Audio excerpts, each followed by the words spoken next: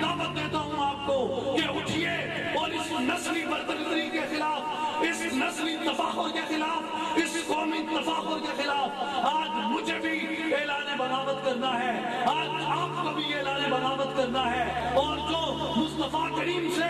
اپنی محبت کا دعویٰ کرتا ہے، جو مصطفیٰ کریم سے اپنے عشق کا دعویٰ کرتا ہے، یہ سب سے پہلے اس نام نہاد بڑی ذات والے کے اوپر یہ عائد ہوتا ہے کہ وہ جا کے لوگوں کو یہ بتائے کہ ہم اولاد آدم ہیں، ہم ایک نبی کا کلمہ پڑھتے ہیں، ہم ایک خدا کی توحید پہ یقین رکھتے ہیں، ہم ایک کتاب کو مانتے ہیں، اور ہم ایک ہی باپ کی جد سے پیدا ہوئے ہیں۔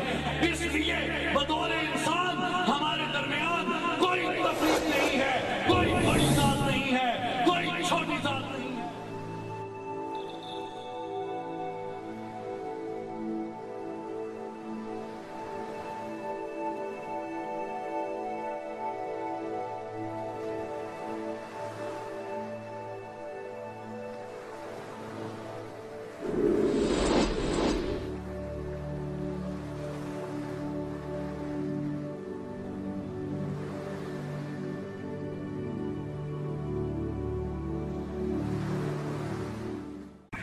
نحمده ونصلي على رسوله الكريم، أما بعد، فأعوذ بالله من الشيطان الرجيم، بسم الله الرحمن الرحيم۔ يا أيها المدثر قم فأنذر وربك فكبر، صدق اللہ العظیم وصدق رسولہ النبی الکریم۔ ان اللہ وملائکتہ یصلون علی النبی یا ایہا الذین آمنوا صلوا علیہ وسلموا تسلیما۔ الصلاة والسلام علیک یا سیدی یا رسول اللہ وعلی آلک واصحابک یا حبیب اللہ یا محبوب اللہ یا محمد رسول اللہ صلی اللہ علیہ وسلم۔ انتہائی واجب الاحترام علماء کرام، مشائخ عظام، معزز و محترم بھائیوں، بزرگوں اور ساتھیوں، السلام علیکم ورحمۃ اللہ وبرکاتہ۔ سب سے پہلے آپ تمام بھائیوں اور بزرگوں کو رسالت مآب امام الانبیاء محمد رسول اللہ صلی اللہ علیہ وسلم کا جشن ولادت بہت بہت مبارک ہو، اور اس کے بعد میں آپ تمام احباب کا، آپ تمام تشریف لانے والوں کا تہہ دل سے مشکور ہوں کہ آپ اصلاحی جماعت و عالمی تنظیم العارفین دربار عالیہ حضرت سلطان باہو رحمۃ اللہ علیہ برانچ ضلع خوشاب کے کارکنان اور مبلغین اور صدور حضرات کی دعوت پر آج کی اس تقریب میں تشریف لائے۔ اور آپ جانتے ہیں کہ اس وقت الحمدللہ پوری دنیا میں، پاکستان میں، بیرون ممالک حضرت سلطان باہو رحمۃ اللہ علیہ کی خانقاہ عالیہ سے چل کر یہ جماعت، یہ تحریک، یہ تنظیم کتاب و سنت کے عملی پیغام کو عامت الناس کی رہنمائی کے لیے لے کے آگے بڑھ رہی ہے، تاکہ اس تحریک کی تکمیل ہو سکے جس تحریک کی ابتدا رسالت مآب امام الانبیاء محمد رسول اللہ صلی اللہ علیہ وسلم نے فرمائی۔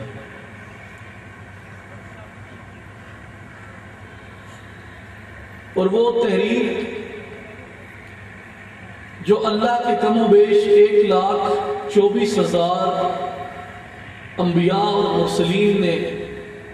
اس دنیا میں چلائی اور دنیا کے مختلف خطوں میں اللہ تبارک و تعالیٰ کی اس دعوت کو عام کیا. اور اگر انبیاء کی اس تحریک کو، بالخصوص امام الانبیاء محمد رسول اللہ صلی اللہ علیہ وسلم کی اس تحریک کو ہم ایک لفظ میں سمجھنا چاہیں کہ حضور کی پوری تحریک کس بات پہ مبنی تھی، تمام انبیاء کا مقصد آخر تھا کیا، تو ایک لفظ میں اگر ہم اسے سمجھنا چاہیں تو اس کا انتہائی مختصر اور جامع ترین لفظ وہ نفاذ توحید بنتا ہے کہ تمام انبیاء کی اور بالخصوص امام الانبیاء محمد رسول اللہ صلی اللہ علیہ وسلم کی وہ تحریک، وہ اس زمین کے اوپر، اس دنیا کے اوپر وہ عملی طور پر توحید کا نفاذ تھا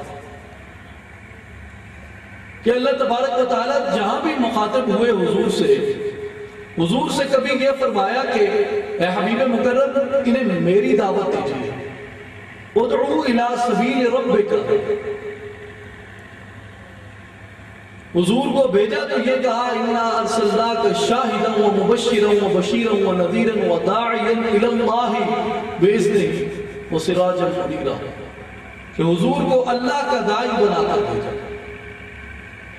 اللہ کی دعوت دینے والا بنا کر بھیجا.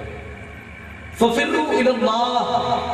دوڑو اللہ کی طرف. یہ حضور کی تحریک تھی، یہ تمام انبیاء کرام علیہ السلام کی تحریک یہ تھی. اور اللہ تعالیٰ نے قرآن مجید میں حضور رسالت مآب صلی اللہ علیہ وسلم کو اسی حوالے سے مخاطب کر کے فرمایا کہ یا ایھا المدثر، اے چادر اوڑھ کر سونے والے، قم، اٹھئے، فانذر، یہ لوگ شرک میں، جہالت میں، گمراہی میں، اندھیروں میں ڈوبے ہوئے ہیں. انذر، انہیں جا کے ڈرائیے، انہیں اللہ کا راستہ دکھائیے، انہیں صراط مستقیم دکھائیے. اے حبیب مکرم جائیے، انہیں میری توحید کا پیغام دیجیے، انہیں میری توحید کا درس دیجیے.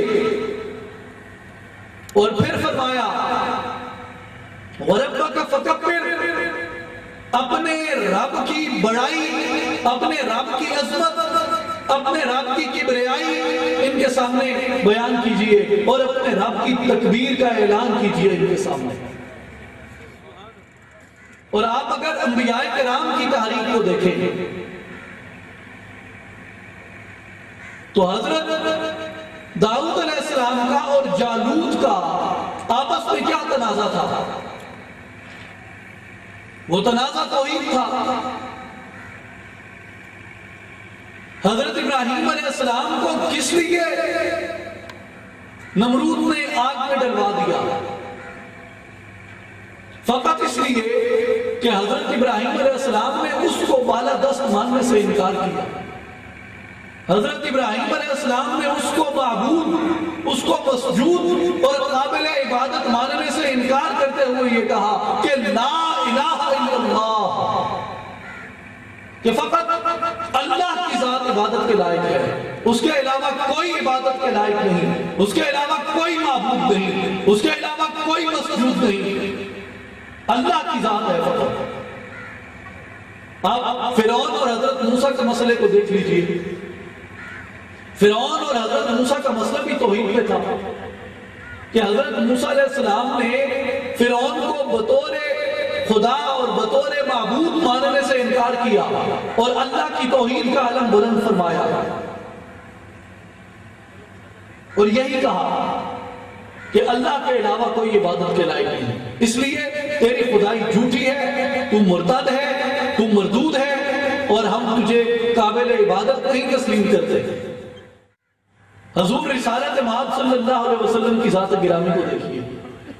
کہ حضور کا ابو جہل کے ساتھ جو پہل مسئلہ تھا وہ کیا تھا؟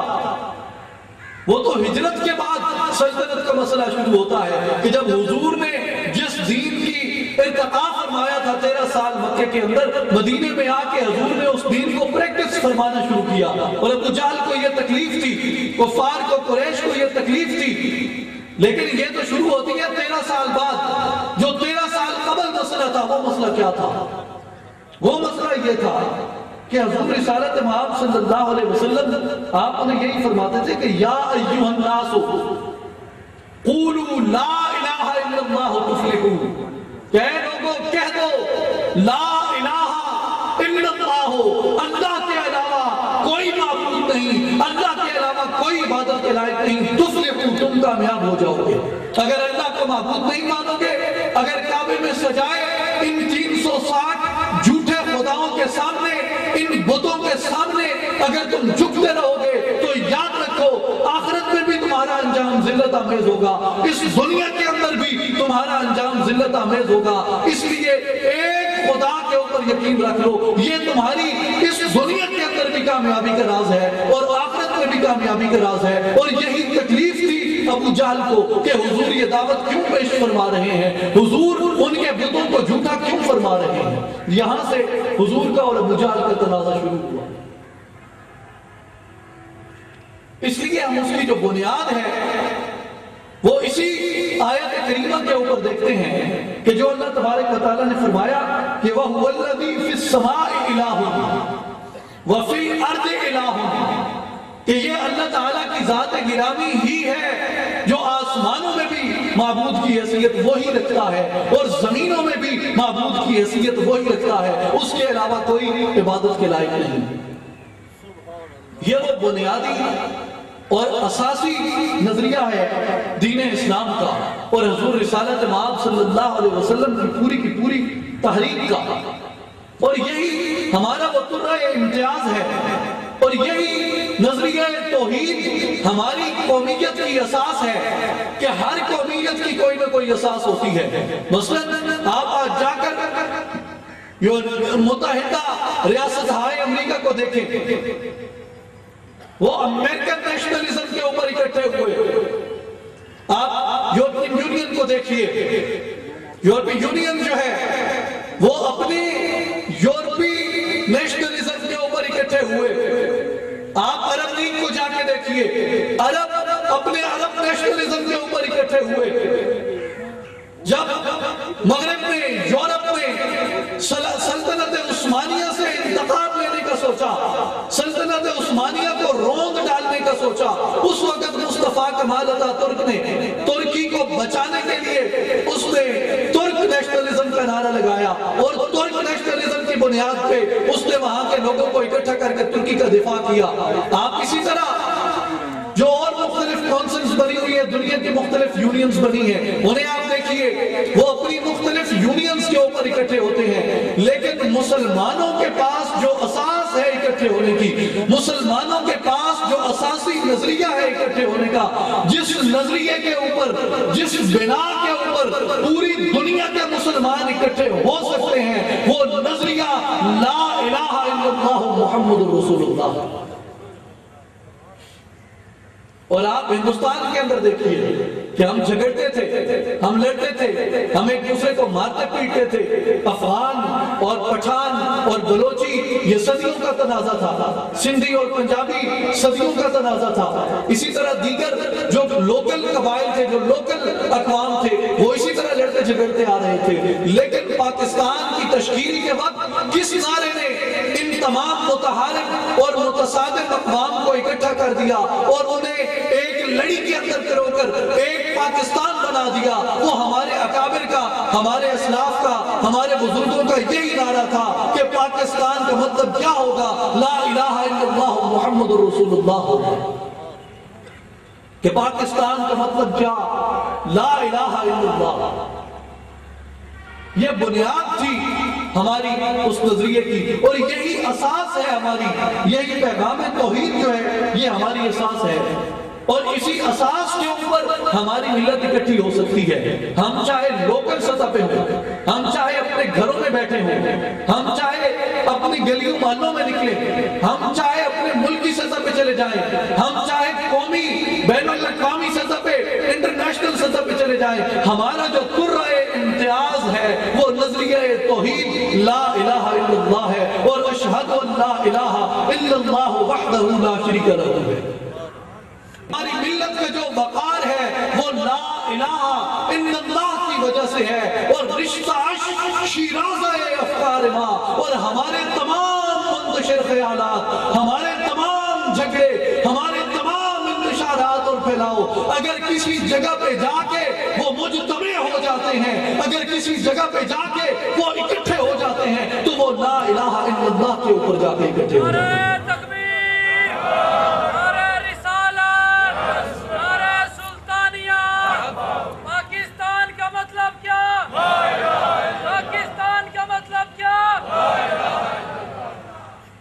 اور پھر آپ دیکھیے کہ ہماری یہ جتنی بھی قوت ہے ہمارے اتحاد کی،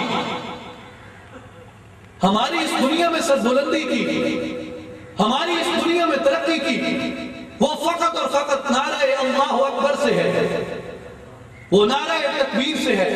وہ اللہ کی عظمت، اللہ کی بڑائی سے ہے۔ اور حضور رسالت مآب صلی اللہ علیہ وسلم آپ اس دنیا میں تشریف لائے تو وہ دین جو 1,24,000 کم و بیش انبیاء کرام سے ہوتا ہوا، ارتقا پکڑتا ہوا، ترقی پاتا ہوا، جب حضور رسالت مآب صلی اللہ علیہ وسلم کی ذات گرامی پہ پہنچا تو حضور رسالت مآب صلی اللہ علیہ وسلم نے خطبہ حجت الوداع جب ارشاد فرمایا تو اللہ کا یہ فرمان نازل ہوا، الَّيَوْمَ أَكْمَلْتُ لَكُمْ دِينَكُمْ، یہ آج کے دن ہم نے اس دین کی تکمیل کر دی ہے کہ جو دین اتنا سفر طے کرتے ہوئے آیا تھا، اور اس دین کی جو قوت ہے، اس دین کی جو اساس ہے وہ اللہ تبارک و تعالیٰ اور بندے کے درمیان اسی تعلق کے اوپر ہے جس کو حضور نے نظریہ توحید کا نام دیا۔ جس طرح اقبال پھر ہمیں بتاتے ہیں کہ دین ازو، حکمت ازو، آئین ازو، زور ازو، قوت ازو، تمکین ازو، کہ تمہارا دین لا الہ الا اللہ سے ہے، تمہارا آئین لا الہ الا اللہ سے ہے، تمہاری حکمت، تمہاری تدبیر، تمہارا تدبر، تمہارا وزڈم، تمہاری بصیرت، تمہاری بصارت، تمہارا ویژن، تمہاری جہاں بینی، تمہاری جہاں بانی، تمہاری جہانگیری، یہ جو کچھ بھی ہے یہ اسی نقطہ لا الہ سے ہے۔ پھر زور ازو، قوت ازو، تمکین ازو، کہ تمہارا جو زور ہے، تمہاری جو قوت ہے، دنیا پہ تمہاری جو برتری ہے وہ فقط اسی نعرہ توحید کی وجہ سے ہے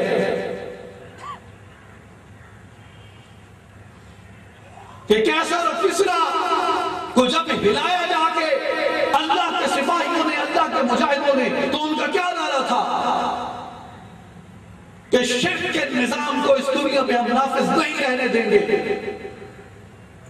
حضور نے کہا کہ میرے بعد کوئی نبی نہیں ہوگا، حضور نے یہ بھی فرمایا کہ ہمارے بعد کوئی قوم نہیں ہوگی۔ حضور خاتم الانبیاء ہیں، حضور خاتم النبیین ہیں، حضور کی امت خاتم الاقوام ہے، اس کے بعد کوئی قوم نہیں آئی، کیوں کہ کوئی دین نہیں آیا۔ اور اس قوم کی قوت، اس قوم کی نصرت، اس قوم کی فتح وہ اسی نظریہ توحید کے اندر مضمر ہے۔ اور حضور رسالت مآب صلی اللہ علیہ وسلم کے پیغام کو اگر سمجھنا ہے، حضور رسالت مآب صلی اللہ علیہ وسلم کے مقام کو اگر سمجھنا ہے تو وہ مقام توحید کو، شرف توحید کو سمجھے بغیر مقام مصطفیٰ سے آشنائی ممکن ہی نہیں ہے۔ کہ جب تک توحید کے اسرار نہیں کھلتے، جب تک لا الہ الا اللہ کا دل کے اوپر انکشاف نہیں ہوتا، اس وقت تک محمد الرسول اللہ سے شناسائی کا فرض مکمل ہی نہیں ہوتا۔ جس طرح حضرت علامہ ہمیں یہ بتاتے ہیں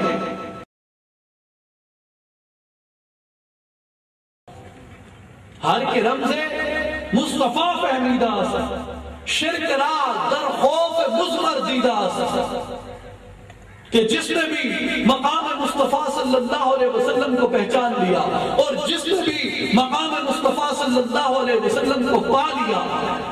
اس نے جہاں بھی شرک کو دیکھا ہے، اس نے شرک کو لرزہ بر اندام اور کانپتے ہوئے اور تھرتھراتے ہوئے اور ڈرتے ہوئے دیکھا ہے۔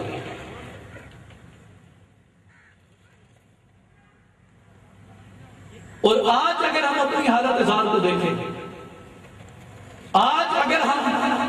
اپنی اس تنزل کو، آج اگر ہم اپنے اس زوال کو دیکھیں، تو اس زوال کی بنیادی وجہ بھی یہی ہے کہ ہم نے اللہ کو معبود ماننے کی بجائے، ہم نے اللہ کو مسجود ماننے کی بجائے، ہم نے اللہ کو عبادت کے لائق ماننے کی بجائے، اور اللہ کی تکبیر جس کا فریضہ رسالت امام صلی اللہ علیہ وسلم کو اللہ تبارک و تعالی نے سونپا کہ اے چادر اوڑھ کے سونے والے اٹھیں اور گائیں ان لوگوں کو، اور ان لوگوں کو بتائیں کہ وہ ربک فکبر، ان کے سامنے اپنے رب کی تکبیر کو بلند کریں، اپنے رب کی کبریائی کو بلند کریں کہ اللہ اکبر، اللہ کے علاوہ کوئی بڑا نہیں ہے، اللہ سب سے بڑا ہے۔ اور پھر ہم نے اس کو یہاں لا کے محدود کیا۔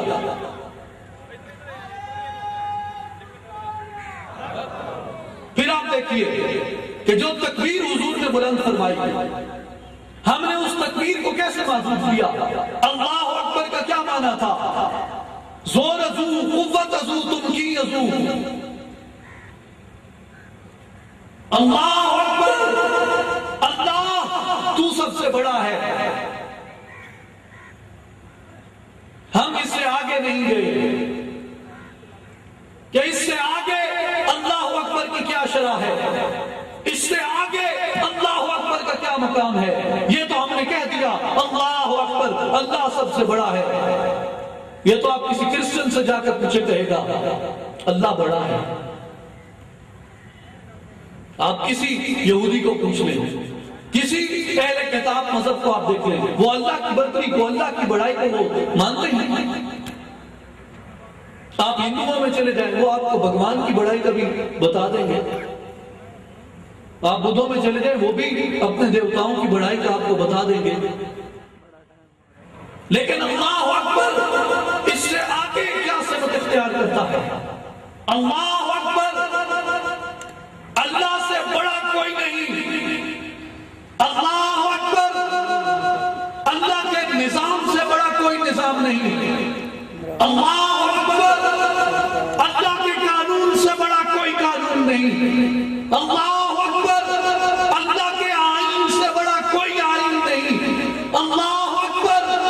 اللہ کے دستور سے بڑا کوئی دستور نہیں۔ اللہ اکبر، اللہ کے منشور سے بڑا کوئی منشور نہیں۔ اللہ اکبر، اللہ کے دیے ہوئے نظام زندگی سے بڑا کوئی نظام زندگی نہیں۔ اللہ اکبر، اللہ کے بنائے ہوئے انسانی معاشرے سے بڑا،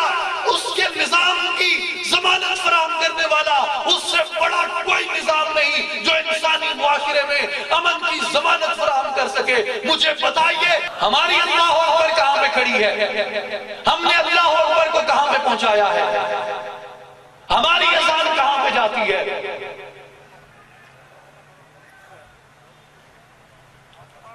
اللہ کی چاہت سے بڑی کسی کی چاہت نہیں۔ ہماری چاہت کون ہے؟ فقط اس سے بڑا مان لینے سے اسبات توحید مکمل نہیں ہوتا۔ اسبات توحید مکمل ہوتا ہے اس کے نظام کو سب سے بڑا ماننے میں۔ اور جب آپ نظام کو سب سے بڑا مانیں گے، جب آپ اللہ کو سب سے بڑا مانیں گے، تو اللہ کے حکم کو نافذ کرنے کی جدوجہد ہمارے اوپر فرض ہو جاتی ہے۔ جب ہم اس کے نظام کو سب سے بڑا نظام مانیں گے، اس کے نظام کو اس زمین پہ نافذ کرنے کی جدوجہد ہمارے اوپر فرض ہو جاتی ہے۔ جب ہم اس کے قانون کو سب سے بڑا قانون مانیں گے، اس وقت ہمارے اوپر اس کے قانون کو اس زمین پہ نافذ کرنے کی جدوجہد فرض ہو جاتی ہے۔ جب ہم اس کے آئین کو ہر آئین سے بڑا مانیں گے، اس کے آئین کو اس زمین پہ نافذ کرنے کی جدوجہد ہم پہ فرض ہو جاتی ہے۔ یہ وہ ایمان ہے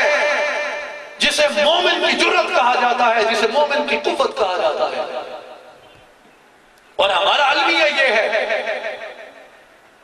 کہ ہم جب مؤذن کو تلاش کرتے ہیں کہ جو آ کے حضور کی سنت کو ادا کرے، جو اللہ تبارک و تعالیٰ نے فرمایا کہ اے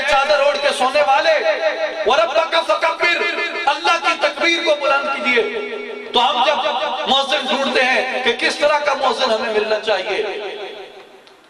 اچھا جی سستا بھی ہوئے تھوڑا جی سال میں گوری گھن گھنے داڑیاں نہیں تے ازانہ دیتی رکھے 5 ٹائم مسیتے جی تھوڑی جی سور بھی ہو. جب تکبیر کا جب اذان کا فریضہ سونپتے ہوئے ہم اتنا غیر محتاط رویہ اختیار کریں گے تو مجھے بتائیے اس تکبیر میں کیا تاثیر ہوگی. اسی لیے اقبال نے ہمیں یہ کہا کہ پرواز ہے دونوں کی اسی ایک فضا میں کرگس کا جہاں اور ہے شاہی کا جہاں اور. الفاظ و معانی میں تفاوت نہیں لیکن ملا کی اذان اور مجاہد کی اذان اور. ملا کی جو اذان ہے وہ یہیں تک ہوتی ہے کہ جس طرح دیگر مذاہب میں عبادت کے وقت لوگوں کو اکٹھا کرنے کے لیے مختلف طریقے اپنائے جاتے تھے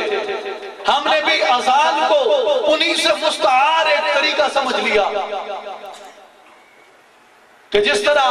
وہاں پہ گھنٹیاں بجائی جاتی ہیں مندر میں اور کہیں تنبورہ بجایا جاتا ہے تو ہمارا بھی مؤذن چبوترے پہ چڑھ جائے گا. آپ لاؤڈ سپیکر آ گئے ہیں تو لوگ اسے الارم سمجھیں گے اور اسے گھنٹی سمجھ کے وہاں پہ اکٹھے ہو جائیں گے. جب ہمارا تصور اذان کے متعلق توحید کے متعلق یہ قائم ہو گیا ہماری اس توحید کے اندر ہماری اس اذان کے اندر تاثیر کیا واقع ہوگی. وہ تاثیر تقاضا کرتی ہے ہمیں اس کے باطن کی گہرائی میں اترنے کا.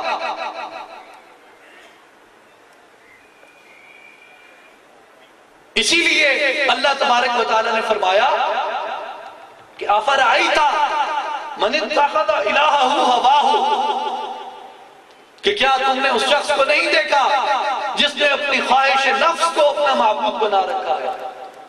جب ہمارے نفس کی خواہش ہماری معبود بن جائے جب اللہ کے قانون سے بڑے قانون ہم تراش لیں جب اللہ کے نظام کو جھٹلا کر ہم کبھی اللہ کی زمین پہ کمیونزم لانے چل پھرے کبھی سوشلزم لانے چل پھرے اب سیکولرزم لانے چل نکلے ہیں تو اللہ نے کہا کہ اس سے بدبخت کون شخص ہے جس نے اپنی خواہش نفس کو اپنا معبود بنا رکھا ہے کہ اللہ کا نظام جب آئے گا اللہ کا قانون جب آئے گا تو انہیں اپنی دکانیں اکھاڑنا پڑیں گی سیاسی دکانیں بھی اکھڑیں گی معاشرتی دکانیں بھی اکھڑیں گی مذہبی دکانیں بھی اکھڑیں گی فیوڈلز کی جتنی قسمیں ہیں وہ سب قسمیں پاش پاش ہو جائیں گی وہ چاہے پولیٹیکل فیوڈلز ہوں وہ پارٹیوں کے سربراہ ہوں یا حکمران ہوں سب کو اٹھا دیا جائے گا وہ چاہے سماجی اور معاشرتی فیوڈلز ہوں چاہے جاگیردار ہوں وڈیرے ہوں یا سرمایہ دار ہوں سب کو اٹھا دیا جائے گا اگر اللہ کا قانون آتا ہے کیوں اللہ کے قانون کی نگاہ میں سب بطور انسان اور بنی نوع انسان اور ابن آدم ہونے کے ناطے سب برابر ہیں کوئی امتیاز نہیں کوئی تفریق نہیں یہ بت ہم نے تراشے ہیں ہمارے قرآن نے یہ نہیں بتایا رسول کی سنت نے یہ نہیں بتایا اللہ کے دین نے یہ نہیں بتایا وہ چاہے مذہبی بت ہوں وہ سب اکھاڑ دیے جائیں گے سب پاش پاش کر دیے جائیں گے اور یہی ہماری وہ قوت تھی یہی ہمارے زوال کا آج بھی موجب ہے کہ ہم اپنی اس بنیاد سے ہم اپنی اس اساس سے اپنے اس بنیادی نظریے سے جو ہماری قوت کا ہمارے زور کا باعث تھا ہم اس سے منحرف ہوئے اور اس کی روح میں اترنے کی زحمت ہم نے گوارا نہ کی اور رسمی کلامی اس کے ساتھ ہم اپنی بات چیت کو آگے بڑھاتے رہے اور جب بھی تاریخ میں جب بھی کہیں مسلمان کا اللہ کے نام لیوا کا امام الانبیاء نبی کے آخر الزمان تاجدار مدینہ محمد الرسول اللہ صلی اللہ علیہ وسلم کا نام لیوا ان کا کلمہ پڑھنے والا، ان کے نبی کے آخر الزمان ہونے پہ یقین رکھنے والا، وہ جب بھی اپنی اس بنیادی قوت سے غافل ہوتا ہے اس وقت اسے اس دنیا میں ذلت و رسوائی کا سامنا کرنا پڑتا ہے، اور وہ اسی وقت تک قائم رہتا ہے، اسی وقت تک اس کی بالادستی قائم رہتی ہے جب تک وہ اپنی اس بنیادی نظریے ایاک نعبد و ایاک نستعین کے ساتھ اپنے دامن کی گانٹھ کو وہ مضبوط اور پکا رکھتا ہے۔ جب ایاک نعبد و ایاک نستعین کی گانٹھ سے اس کے دامن کی گانٹھ ڈھیلی پڑ جاتی ہے، اسے دنیا میں رسوا ہونا پڑتا ہے۔ قبضے سے امت بھی جاری کہ دین بھی گیا دنیا بھی گئی، وہ کیوں نکل جاتا ہے سب کچھ آپ سے کہ انسان اس کے اوپر کمپرومائز کر لیتا ہے۔ آپ حضرت عمار بن یاسر رضی اللہ تعالیٰ عنہ کے والدین کی طرف کہ حضرت یاسر کو اور حضرت سمیہ کو کفار نے پکڑا اور بدترین تشدد کا نشانہ حضرت عمار سامنے سکون کے ساتھ بندے ہوئے اور ان کے سامنے ان کی والدہ حضرت سمیہ کو برہنہ کر کے بدترین تشدد کیا گیا ان کے اوپر، لیکن انہوں نے کہا کہ ایاک نعبد و ایاک نستعین، لا الہ الا اللہ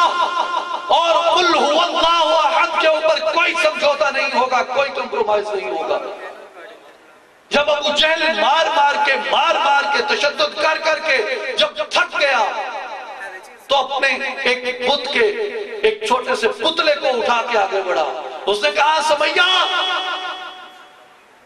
ٹھیک ہے تمہارا خدا ایک ہے، تمہارا خدا برتر ہے، تمہارا خدا بڑا ہے، صرف یہ کہہ دو کہ ہاں قریش کے خدا بھی ٹھیک ہیں۔ تو جواباً حضرت سمیہ نے اتنا بدترین تشدد سہنے کے باوجود ابو جہل کے منہ پہ تھوک دیا اور انہوں نے کہا کہ اپنی اس اساس اور اپنے اس کلمے اور نبی صلی اللہ علیہ وسلم کے ہاتھ پہ کیے ہوئے اس عہد کو میں نہیں توڑ سکتی، میں اسے سمجھوتا نہیں کروں گی۔ اس تھوکنے کی تیش میں آ کے ابو جہل نے اپنا برچہ جو تھا وہ ان کے بدن کے نازک حصے پہ مارا اور برچہ آر پار ہو گیا اور حضرت سمیہ شہید ہو گئی، اور وہ شہید اول ہے اسلام کی، سب سے پہلی شہید ہے وہ اسلام کی۔ انہیں کسی سلطنت کی جنگ میں، انہیں کسی فتح کی جنگ میں شہید نہیں کیا گیا تھا، انہیں لا الہ الا اللہ کی جنگ میں شہید کیا گیا تھا، انہیں ایاک نعبد و ایاک نستعین کی جنگ میں شہید کیا گیا تھا، انہیں قل هو اللہ احد کی جنگ میں شہید کیا گیا تھا، انہیں وحدہ لا شریک لہ کی جنگ میں انہیں شہید کیا گیا تھا، اور یہ وہ قوت ہے اسلام کی۔ اور حضرت یاسر کو ان کے بازو، دائیں بازو اور دائیں ٹانگ اور بائیں بازو اور بائیں ٹانگ کے ساتھ 4 اونٹ باندھے گئے، مختلف سمتوں میں ان کو دوڑا دیا گیا، اور حضرت یاسر کے جو حضرت عمار کے والد تھے ان کے جسم کے پر خدشے اڑ گئے۔ انہوں نے یہ سارا کچھ برداشت کیا، لیکن اگر نہیں انہوں نے سمجھوتا کیا کسی بات کے اوپر، نہیں وہ ہٹے اگر کسی بات سے، تو وہ اللہ کا نام تھا، وہ اللہ کی بڑائی تھی، وہ اللہ کی کبریائی تھی۔ آج ہم اپنے آپ کو اس احتساب کے ترازو میں رکھ کر جب تولتے ہیں تو ہمیں اپنا چہرہ واضح نظر آ جاتا ہے کہ ہمارا عہد اللہ کی توحید سے، اللہ کی بڑائی سے، اللہ کی کبریائی سے وہ کس حد تک مضبوط ہے، وہ کہاں تک کھڑا ہے۔ اور تکبیر کی بنیاد یہ تمام اصول ہیں، ایک اصول اس کی جز ہو سکتا ہے، اس کی کل نہیں ہو سکتا۔ فقط اتنا مان لینا ناکافی ہے کہ اللہ بڑا ہے۔ اللہ کی بڑائی کو جب ہم مانتے ہیں تو اس کے آگے اس کے لوازمات اور اس کی شرائط ہیں کہ اللہ کو بڑا مانا ہے، اس کے قانون کو بھی بڑا مانا، یہ اس کی شرائط میں سے ایک شرط ہے۔ یہ شرط توحید ہے کہ اس کے نظام کو ہر نظام سے بڑا مانو، اس کے نظام کا نفاذ کرو زمین کے اوپر، اس کے آئین کو ہر آئین سے بڑا مانو، اس کے آئین کا نفاذ کرو زمین کے اوپر۔ اس کے دستور کو ہر دستور سے بڑا مانو، اس کے دستور کا نفاذ کرو اس زمین کے اوپر۔ یہ توحید کی ان بنیادی شرائط میں سے ہے۔ اور حضرت عمر فاروق رضی اللہ تعالیٰ عنہ کے قول کے مطابق ہم یہ اپنا اندازہ لگا سکتے ہیں کہ حضرت عمر نے فرمایا کہ اپنا احتساب کر لو اس سے پہلے کہ تمہارا حساب کیا جائے، اپنے اعمال کا وزن کر لو اس سے پہلے کہ تمہارے اعمال کو اللہ کے ترازو میں رکھ دیا جائے۔ آج ہم اسی دوراہے پہ کھڑے ہیں، ہمیں کسی جذباتیت میں جانے کی ضرورت نہیں، ہمیں کسی لمبی چوڑی فکری فلسفیانہ اور منطقیانہ بحث میں جانے کی ضرورت نہیں، ہمیں اپنا سادہ سا تجزیہ کرنا ہے کہ لا الہ الا اللہ کے ساتھ ہمارے تعلق کی جو بنیادیں ہیں ان بنیادوں کو ہم کتنی مضبوطی سے اور کتنی پختگی سے تھام کے کھڑے ہیں۔ سادی سی بات ہے، سادہ سا تجزیہ ہے اپنے ایمان کا۔ اور جس نے بھی اپنے اس تجزیے میں کوتاہی کی اس نے توحید سے بغاوت کی، توحید سے غداری کی۔ اور جس نے اپنے اس تجزیے کو پورے حقائق اور پوری حقیقت اور پوری دل جمعی اور پوری یکسوئی کے ساتھ دیکھا، اس نے اللہ کی توحید کے ساتھ اپنے عہد میں وفا کی۔ آپ مجھے جواب دے نہیں ہیں، آپ کسی ملا مولوی کو بھی جواب دے نہیں ہیں، آپ صرف 3 جگہوں پہ جواب دے ہیں۔ اپنے ضمیر کے سامنے جواب دیں ہیں، آپ قبر میں جواب دیں ہیں، اور بروز حشر جواب دیں ہیں۔ اگر چوتھی چیز آپ اس میں کوئی شامل کرنا چاہیں تو آپ اور میں ہم تاریخ کو جواب دیں گے، جو ہمارے آنے والی نسلیں پڑھیں گی اور یہ دیکھیں گی کہ ہمارا تعلق کس قدر پختہ تھا اللہ کی ذات سے، ہمارے اس بنیادی نظریے سے، ہماری اس بنیادی اساس سے۔ میں کون ہوتا ہوں آپ سے یہ جواب پوچھنے والا؟ میرے پاس کوئی اختیار نہیں کہ یہاں کھڑا کر کے میں پوچھوں ہاں بھائی تمہارا کیا تعلق ہے توحید سے، یا آپ سے ہاتھ کھڑے کرواؤں کہ کون کون اس کے لیے آگے بڑھے گا۔ یہ تو اپنے ضمیر کو جواب دیں ہیں آپ، اپنی قبر کے لیے آپ نے تیاری کرنی ہے، اپنی آخرت کے لیے آپ نے تیاری کرنی ہے، وہ کر لیں۔ اگر آپ سمجھتے ہیں کہ اس پہ سمجھوتا کر کے، توحید کی شرائط پہ سمجھوتا کر کے آپ اللہ کو منا لیں گے تو بسم اللہ جاری رکھیے اسے۔ لیکن اگر ہمیں یہ شبہ ہے، اگر ہمیں یہ خوف ہے کہ توحید کی بنیادی شرائط پہ سمجھوتا کر کے ہم قبر میں اس کو نہیں منوا سکتے، ہم حشر میں اس کو اس بات کے اوپر ہو سکتا ہے کہ راضی نہ کر سکیں، تو پھر ہمیں آگے بڑھنا چاہیے، ہمیں جرأت سے کام لینا چاہیے، ہمیں وقت کو ضائع نہیں کرنا چاہیے، ہمیں اس کا احساس کرتے ہوئے، اس کا خیال کرتے ہوئے آگے بڑھنا چاہیے۔ جس طرح حضرت سلطان باہو فرماتے ہیں کہ میں قربان تنہا تو باہو جنہ رکھیا قدم اگیرے ہوں۔ ہمیں اپنے قدم کو آگے بڑھانا ہے، اور ہمیں یہ بھی یاد رکھنا چاہیے کہ جب کبھی ہم اس نظریے کے پاس کے لیے، اس نظریے کے تحفظ کے لیے، اس نظریے کے دفاع کے لیے اور اپنی آخرت اور اپنی قبر کے سامان کے لیے جب بھی آگے بڑھیں گے، ہمارے اوپر آزمائشیں آئیں گی، ہمارے اوپر تان بھی کسے جائیں گے، باتیں بھی کسی جائیں گی، لیکن وہ تمام باتیں، وہ تمام جملے، وہ تمام تانے ہمیں برداشت کرتے ہوئے اللہ کی ذات کے ساتھ اپنے اس عہد کو پورا کرنا ہے، اور اللہ کی ذات کے ساتھ اپنے کیے ہوئے اس عہد سے وفا کرنی ہے۔ اور آخری بات کرتے ہوئے میں صرف آپ کی توجہ مبذول کراؤں گا کہ ہمارے ہاں ایک اور غلطی سرزد ہوئی نظریہ توحید کو سمجھنے میں۔ نعرہ تکبیر، نعرہ رسالت، نعرہ خلافت، نعرہ حیدری، نعرہ غوثیہ، نعرہ سلطانیہ، میری جان جوانی، سانسوں کی روانی، میری پریم کہانی، نعرہ سلطانیہ، نعرہ سلطانیہ، جانشین سلطان الفقر حضرت سخی سلطان محمد علی صاحب۔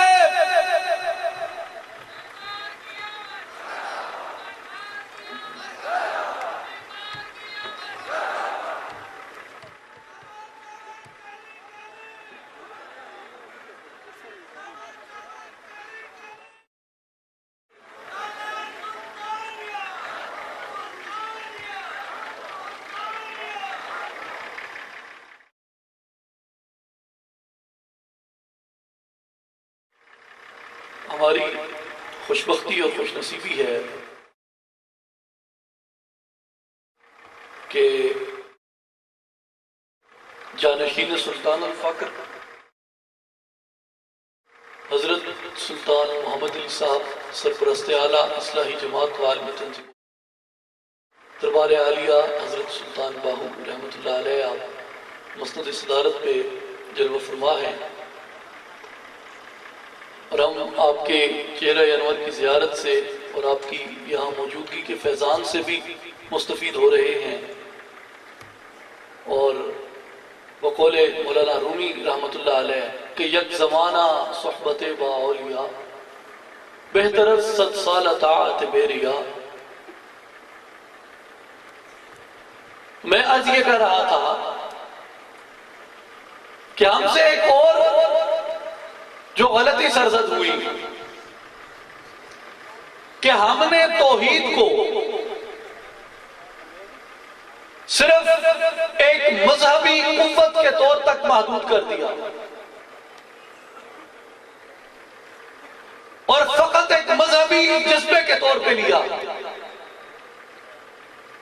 اور توحید کی جو روح ہمیں حضور رسالت مآب صلی اللہ علیہ وسلم کے صحابہ کرام رضوان اللہ علیہم اجمعین میں نظر آتی ہے، اس روح کو ہم نہ سمجھے۔ ہمارے اکابر اور اسلاف نے جو روح اپنائی تھی ہم اس روح کو نہ سمجھ سکے، اور وہ روح یہ تھی کہ انہوں نے ایک مذہبی جذبے سے، ایک مذہبی نظریے سے، ایک مذہبی قوت سے بڑھ کر انہوں نے توحید کو ایک ثقافتی اور ایک تمدنی قوت کے طور پہ لیا، اور جسے ہم اسلامک سیولائزیشن کہتے ہیں، اس کو انہوں نے دوسرے لفظوں میں تہذیب توحید کا نام دیا کہ یہ تہذیب، یہ تمدن، یہ سیولائزیشن، اس کی انفرادیت یہ ہے کہ یہ توحید کے ماننے والوں پہ قائم ہے، یہ نظریہ توحید کے اوپر اپنی بنیادیں رکھتا ہے، لا الہ الا اللہ کے اوپر اور قل هو اللہ احد کے اوپر اپنی بنیادیں رکھتا ہے۔ اور لوگ ایک واقعے کو بڑی اجنبی نظر سے لیتے ہیں اور اس کے اوپر وہ مغرب کی طرف سے ایک متعصبانہ رویے کو اور مغرب کی متعصبانہ رائے کو، مغرب کے متعصبانہ موقف کو قبول کرتے ہیں، لیکن در حقیقت وہ واقعہ کچھ اس طرح ہے۔ یہاں پہ جو مارکہ ہوا رانا سانگا اور ظہیر الدین بابر کا، کہ بابر جب کابل سے اترا تو یہ تاریخی حقائق اس کے اوپر موجود ہیں کہ بابر کو کچھ سفارتوں کے ذریعے اکسایا گیا تھا، جس کا ذکر خود بابر نے اپنی تو اس کے بابری میں کیا ہے، اور وہ ابراہیم لودھی کو شکست دینے کے لیے دلی پہ حملہ آور ہوا۔ ابراہیم لودھی کو شکست جب اس نے دی تو اس کی طرف سفارتیں بھیجنے والوں کا خیال یہ تھا کہ بابر لوٹ مار کرنے آیا ہے محمود غزنوی کی طرح یہ لوٹ مار کرے گا اور واپس چلا جائے گا، اس کا فائدہ ہمیں یہ ہوگا کہ دلی میں ابراہیم لودھی کی حکومت کا خاتمہ ہو جائے گا اور وہاں پہ پھر ہندو راج قائم ہو جائے گا، اور اس کے لیے راجپوتوں نے جو اس وقت وہاں ہندو تھے جنوبی ہند کے، انہوں نے اس کے اوپر قبضے کی سکیم بنائی۔ اور بابر جب یہاں پہ آیا تو بابر کو دلی پسند آئی، اس نے دلی کے اوپر آ کے مستقل قبضے کا اور مستقل ڈیرہ جمانے کا سوچ لیا اور اپنے قدم جما دیے۔ تو اس وقت ہندوؤں نے یہ کہا کہ ہم تو یہ سمجھے تھے کہ یہ بھی غزنوی کی طرح لوٹ مار کرے گا اور واپس چلا جائے گا، لہٰذا اسے واپس بھگانا چاہیے۔ اور انہوں نے جو اپنی قوت مجتمع کی ہوئی تھی کہ بابر کے چلے جانے کے بعد اور مرے ہوئے لودھی کی مری ہوئی سلطنت کے اوپر آ کے ہم قابض ہو جائیں گے، انہوں نے اپنی اسی قوت کو بابر کے خلاف استعمال کرنے کا فیصلہ کیا اور بڑا خونریز مارکہ ہوا، اور نتیجتاً بابر کو اس مارکے میں شکست ہو گئی۔ جب بابر کو اس مارکے میں شکست ہوئی، ابھی اس نے لودھی سے جنگ لڑی تھی، اوپر اس کے ساتھ ہندوؤں کے ساتھ ٹکراؤ ہوا، اس کی پوری فوج ڈی مورلائز ہو گئی، اور بابر کے جو سردار تھے وہ اس کے قریب آئے اور انہوں نے آ کے کہا کہ ہمیں واپس کابل چلے جانا چاہیے اور تیاری کر کے پھر اگلے سال ہم واپس آئیں گے۔ یہاں پہ بابر کو احساس ہوتا ہے کہ میں نے کیا کیا اور سازش کیا تھی اور سفارت کیوں بھیجی گئی، اور اب یہاں پہ مسلمانوں کے مستقبل سے بننے کیا جا رہا ہے، مسلمانوں کے مستقبل کا ہونے کیا جا رہا ہے۔ وہ یہ ساری سازش سمجھ گیا، سارا گیم پلان سمجھ گیا کہ اب مجھے بلایا گیا، یہاں پہ سفارتیں بھیجی گئی کہ لودھی کے خلاف ہم تمہاری حمایت کریں گے، میں نے لوٹ مار کی، ابراہیم لودھی کو قتل کر دیا، اور اب اگر میں یہاں سے واپس چلا جاتا ہوں تو یہاں پہ ہندو قابض ہو جائیں گے، اور یہ وہی زمانہ تھا جب اسپین میں اور فلپائن میں مسلمانوں کو شکست ہوئی تھی، اور اسپین میں مسلمانوں کا نام و نشان تک مٹا دیا گیا، اور فلپائن میں مسلمانوں کی اٹھتی ہوئی تحریک کو دبا کے شدید ترین قتل عام کیا گیا وہاں پہ مسلمانوں کا۔ بابر اس بین الاقوامی تناظر میں اس سازش کو سمجھ گیا کہ ہندوستان میں بھی مسلمانوں کا وہی حشر ہونے جا رہا ہے جو اسپین میں حشر ہوا تھا، اور ہندوؤں کی اور ان راجاؤں کی یہی سازش تھی جس کے نرغے میں آ کے پھنس گیا تھا، اور اب نتیجہ یہ نکلا ہے کہ ان کی سازش کامیاب ہوئی ہے اور مجھے واپس کابل جانا ہوگا۔ اور بابر یہ سمجھتا تھا کہ ایک مرتبہ واپس چلا گیا، اگلے سال تک معلوم نہیں یہاں پہ مسلمان باقی بچیں گے بھی یا نہیں بچیں گے۔ تو بابر نے ایک تاریخی فیصلہ کیا، اور یہ وہی فیصلہ ہے جو نیزے کی طرح مغرب کے دل میں چبھا ہوا ہے، ہندوؤں کے دل میں چبھا ہوا ہے۔ آج تک بابر کا یہ نیزہ ان کے کلیجے سے نہیں نکلا، اسی لیے اس فیصلے کو متنازع بنا کر ہمیں کہا جاتا ہو جی وہ نہ تم اسلام نہ نالے کہتے حکومت کرنی ہے، حکومتوں نہ کی تھی۔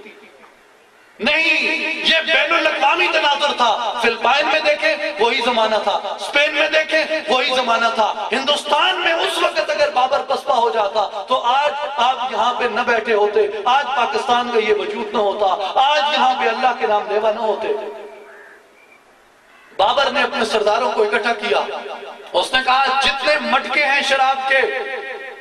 اس میدان میں رکھ دیے جائیں۔ میدان میں رکھوا کے اس نے کہا کہ ان مٹکوں کو توڑ دو، آگ لگا دو اس شراب کو،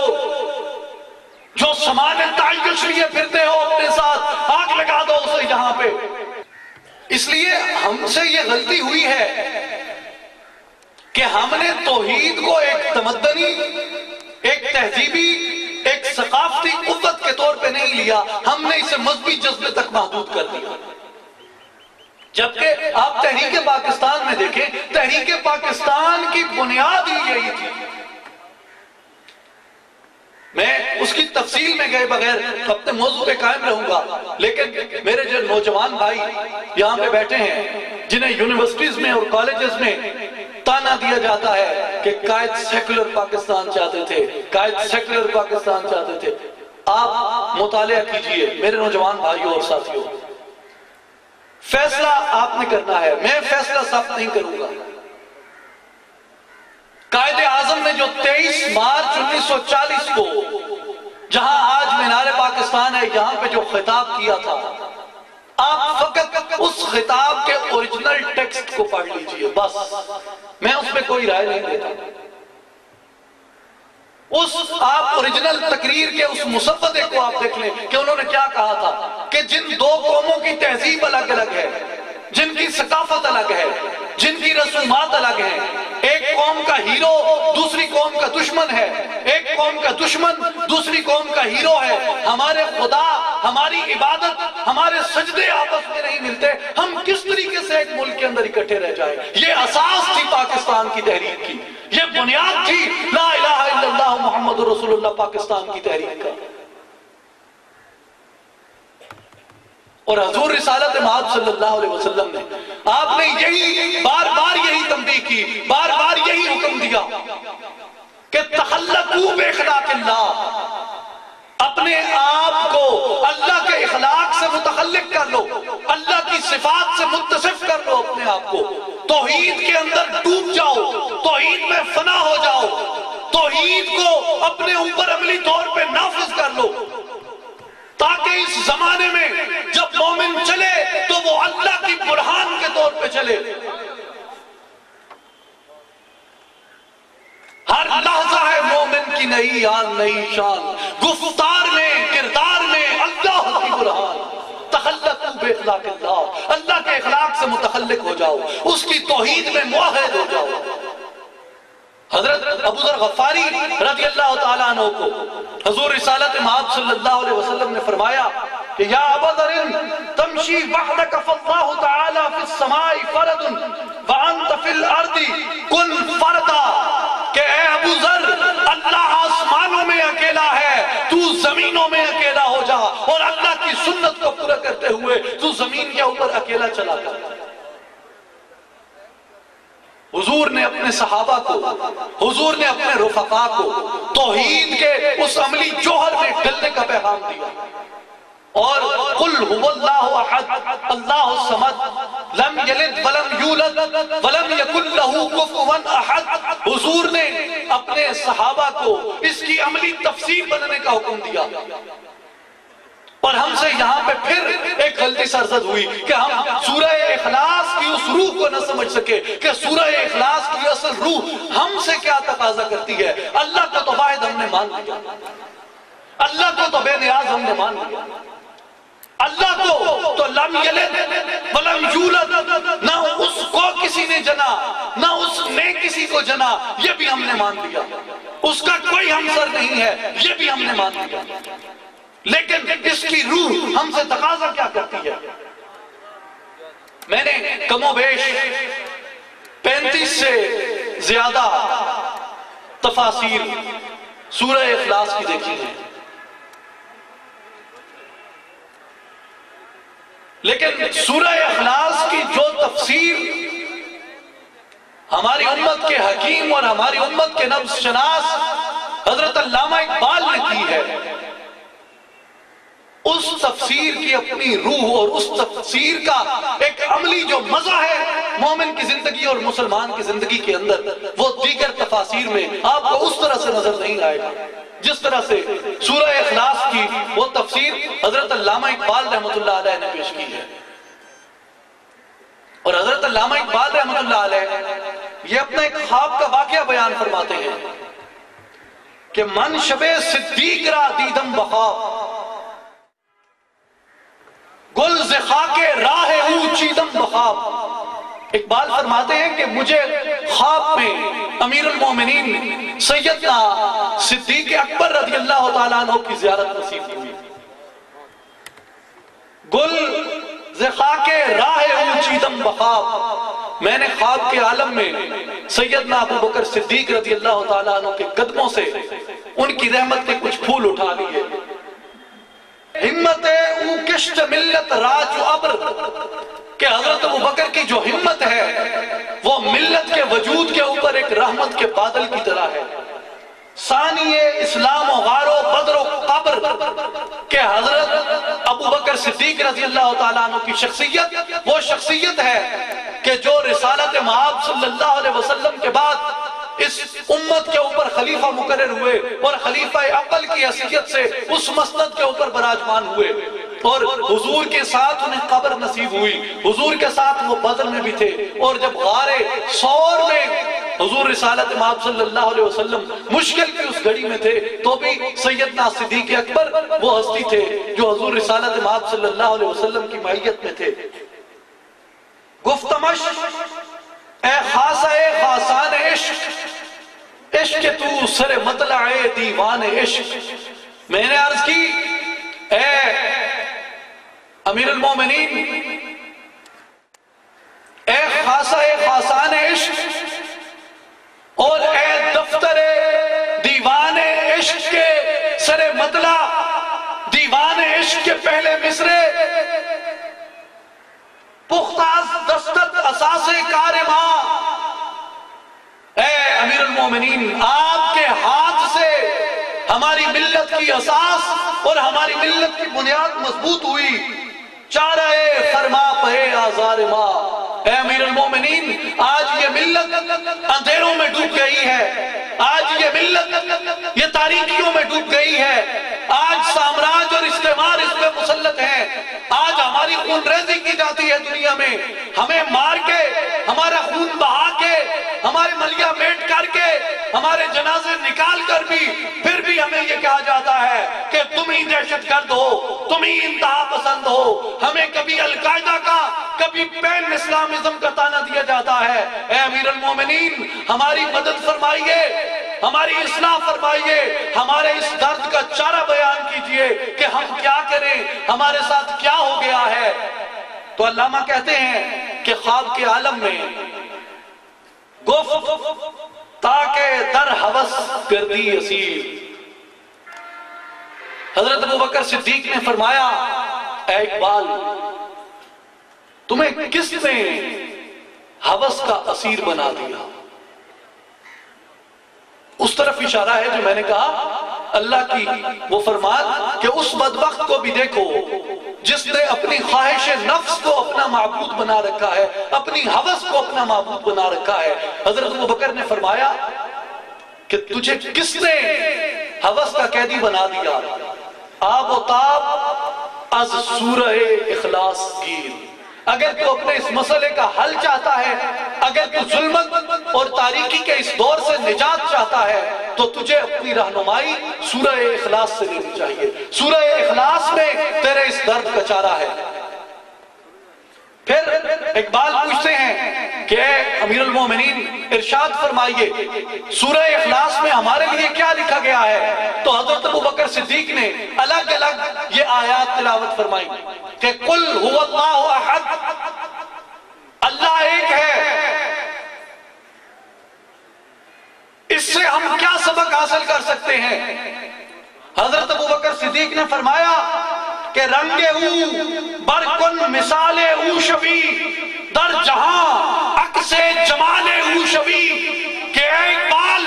اس امت کو جا کے یہ بتا دے کہ جس طرح وہ واحد ہے، جس طرح وہ یکتا ہے اپنی ذات میں، اپنے کمال میں، اپنے جلال میں، اپنے جمال میں، اے بندہ مومن یہ اللہ کی سنت تیرے اوپر فرض ہوتی ہے کہ تو بھی اس دنیا میں سنت الہی کو اپناتے ہوئے اپنے آپ کو اس کے جلال اور اس کے جمال سے متصف کر دے۔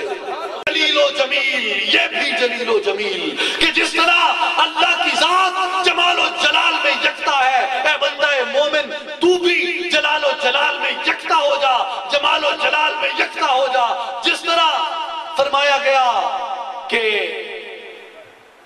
محمد الرسول اللہ والذین معه اشداء علی الکفار رحماء بینہم، اللہ کے جلال اور جمال کے ساتھ متصف ہو جاؤ۔ اللہ اپنے بندوں پر، اپنی طاعت کرنے والوں پر، اپنی غلامی اور اپنی عبدیت نبھانے والوں کے اوپر بہت رحیم ہے، انہیں بشارت دیتا ہے، ان پہ اپنا جمال فرماتا ہے، اور اپنا انکار کرنے والوں کے اوپر اللہ قہار ہے، اللہ جبار ہے، ان کو اللہ تبارک و تعالیٰ دردناک عذاب کی وعید سناتا ہے۔ حضرت ابوبکر فرماتے ہیں کہ بندہ مومن کو جا کے یہ بتا دو کہ اللہ کے جلال اور جمال سے متصف ہوتے ہوئے اسی طرح یکتائی کو اختیار کر لو۔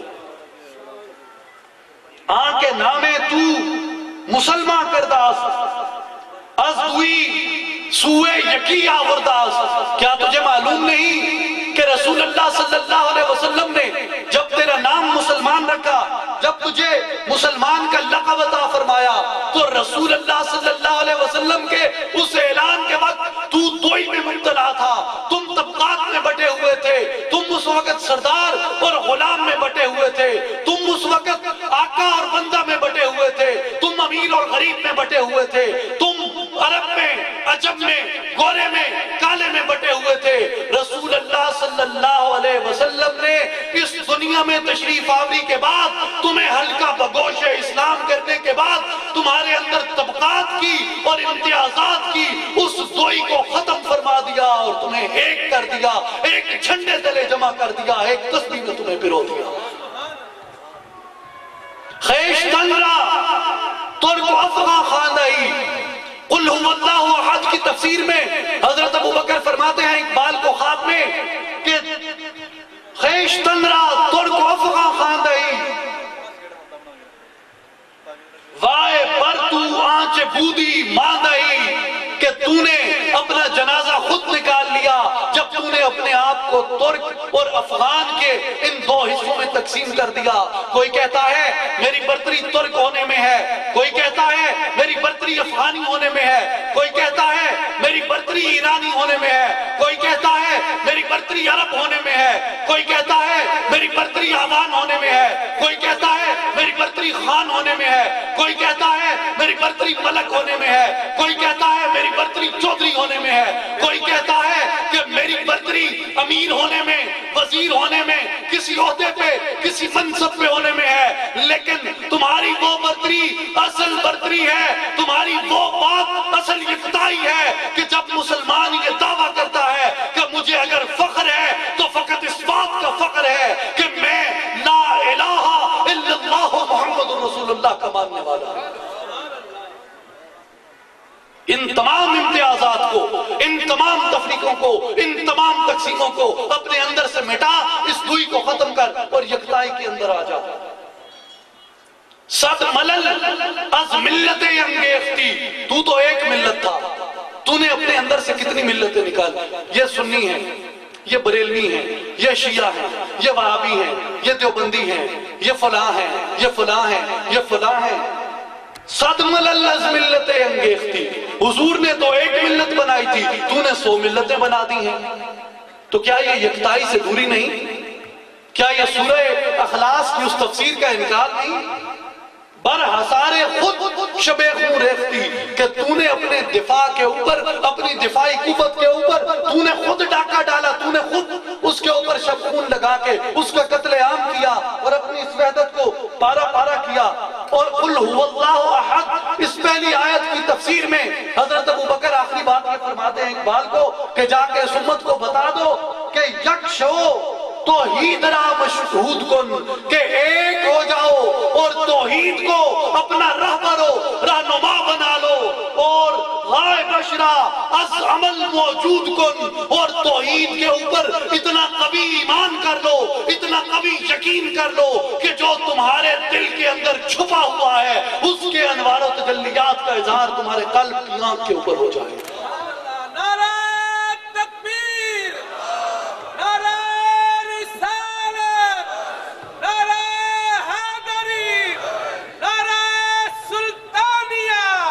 اور پھر کہا اللہ الصمد، اللہ بے نیاز ہے۔ اے بندہ مومن، تجھے اس نے صرف اپنا نیاز مند کیا، تجھے اس نے صرف اپنا نیاز مند کیا۔ گر با اللہ الصمد دل بستئی، از حد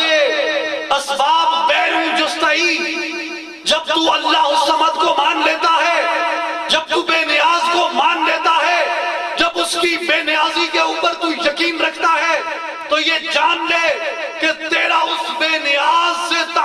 قائم ہو گیا ہے. اب تو اسباب کا محتاج نہیں رہا, تو مسبب الاسباب کا محتاج ہے. اگر اسباب کا محتاج ہوگا تو اللہ الصمد سے تیرا وہ رشتہ ٹوٹ جائے گا. اور یہی بات مومن کی وہ تقویت ہے کہ مومن اسباب کا محتاج نہیں ہوتا. مومن اہل دنیا کا, مومن منصب کا, مومن مرتبے کا, مومن قوت کا محتاج نہیں ہوتا, بلکہ ان ہر چیزوں سے وہ بے نیاز ہو جاتا ہے, وہ لا یحتاج ہو جاتا ہے. کیوں کہ کسی کا محتاج نہ ہونا یہ اللہ کی صفت ہے, اور ایک اللہ کی صفت سے متصف ہوتے ہوئے مومن اللہ کا نیاز مند ہو کے باقی پوری دنیا سے اپنی نیاز کا رشتہ توڑ دیتا ہے. ہمت ہو اگر تو ڈھونڈ وہ فقر جس فقر کی اصل ہے حجازی, اس فقر سے آدمی میں پیدا اللہ کی شان بے نیازی. اسی لیے حضور رسالت مآب صلی اللہ علیہ وسلم نے فرمایا الفقر لا یحتاج, فقر کسی کا محتاج نہیں ہے, فقر کو کسی چیز کی احتیاج نہیں ہے. اور حضرت سلطان باہو رحمۃ اللہ علیہ فرماتے ہیں لا یحتاج جنہاں نو ہویا فقر تنہاں نو سارا ہو, نظر جنہاں دی کیمیا ہوئے او کیوں مارن پارا ہو. یہ مقام ہے مومن کا کہ وہ اللہ کی سمدیت کے رنگ میں رنگا جاتا ہے. اور جب مومن اللہ کی سمدیت کے رنگ میں رنگا جاتا ہے, اللہ کی سمدیت کو اپنا لیتا ہے, اللہ کی سنت کو اپنا لیتا ہے, کفار سے, مشرکین سے, ان سے وہ اپنی حاجت مندی کو ختم کر دیتا ہے, تو پھر مومن میں بھی یہ وصف پیدا ہو جاتا ہے. اور مومن بھی تعجب سے یہ پوچھتا ہے کہ کہاں سے تو نے اے اقبال سیکھی ہے یہ درویشی کہ چرچا بادشاہوں میں ہے تیری بے نیازی کا. پھر مومن کی بے نیازی کے چرچے ہونے لگتے ہیں جب وہ اللہ کی بے نیازی کے رنگ میں اپنے آپ کو رنگ دیتا ہے. تخلقو بے خلاق اللہ ہو جاتا ہے, اللہ کی صفات سے اپنے آپ کو متصف کر دیتا ہے. بندہ حق, بندہ اسباب نیز, اللہ کا بندہ اسباب کا بندہ نہیں ہوتا. اللہ کا بندہ اسباب کا بندہ نہیں ہوتا, یا وہ بندہ حق ہوگا یا بندہ اسباب ہوگا. مسلم استی بے نیاز از غیر شو. حضرت ابوبکر فرماتے ہیں کہ اقبال جاؤ اپنی اس امت کو بتا دو کہ اگر اللہ کے بندے ہو تو غیروں سے بے نیاز ہو جاؤ. اہل عالم راز سراپا خیر شو, اور پوری دنیا کے لیے تم اپنی اس سمدیت کو اپناتے ہوئے تم خیر کا منبع بن جاؤ.